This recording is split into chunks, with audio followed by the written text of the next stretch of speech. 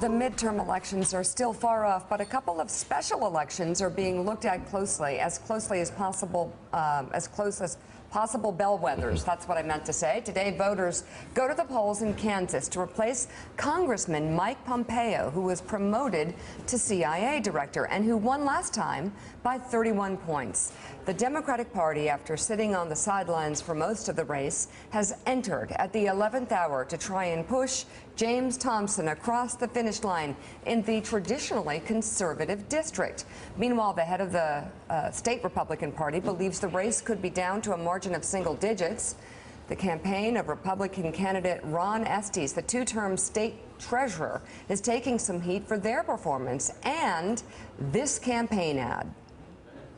The liberal activists are trying to steal this election by supporting a Bernie Sanders-backed lawyer because they know he will vote the way Pelosi tells him to. Well, I'm Ron Estes. I will never compromise our conservative values. In this special election, your vote counts. I'm Ron Estes. I approve this message, and I need your help to drain this swamp on April 11th. So Willie, Swamp. I get it. Can you explain this to me? Hold on.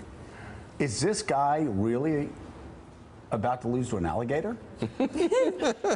He's within an alligator is running against him, he's within single digits? Or a sweet old turtle, too. What's wrong with a turtle? Yeah. But the imagery, as you could see there, was he's going to drain the swamp and he'll no longer need the waiters, I guess, something like that. Okay, Estes is getting last-minute assists. Ted Cruz campaigned with him Monday, saying the eye of the whole country is on Kansas. Well, I saw that on my Twitter feed. It said, eyes of the country is on Kansas. I'm like, what happened in Kansas? So there's this 11th hour robocall happening now from the president himself. We're going to do things really great for our country. Our country needs help. Ron is going to be helping us big league.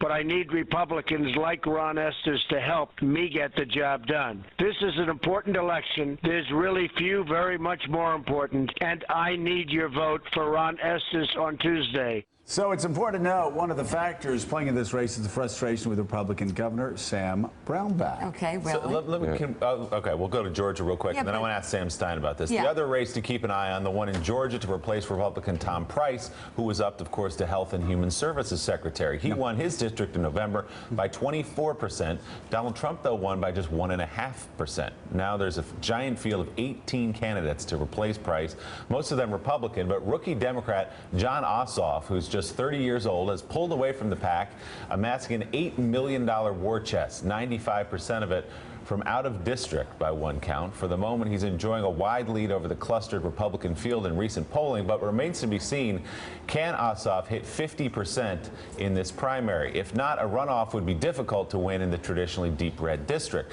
That election is 1 week from today. Worth noting, that was also once Newt Gingrich's district. So, Sam Stein. Yes. Let's go back to Kansas, because that seems like the more implausible one.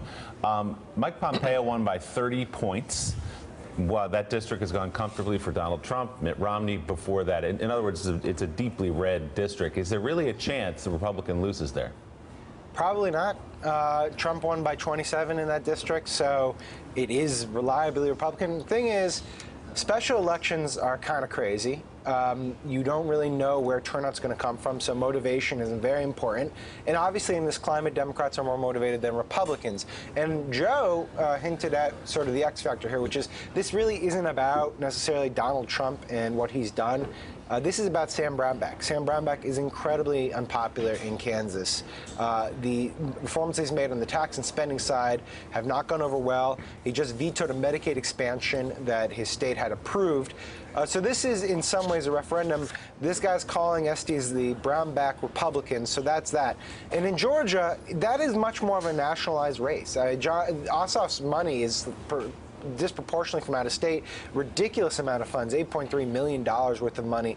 Can he break 50%? I don't know. I saw a poll where he's in the mid to high 40s, but he's only 1% of the second choice for these candidates, which means he likely has a ceiling, and it's unclear if that ceiling will get up to 50%. All right, up next, from Navy SEAL to four-star Admiral and now Chancellor of the University of Texas System, Admiral Bill McRaven, who went viral after his 2014 commencement speech, joins us with his thoughts on Syria, Russia, and what he calls the greatest threat to democracy in his lifetime. Morning Joe is back in a moment. Thanks for checking out MSNBC on YouTube, and make sure you subscribe to stay up to date on the day's biggest stories. And you can click on any of the videos around us to watch more from Morning Joe and MSNBC. Thanks so much for watching.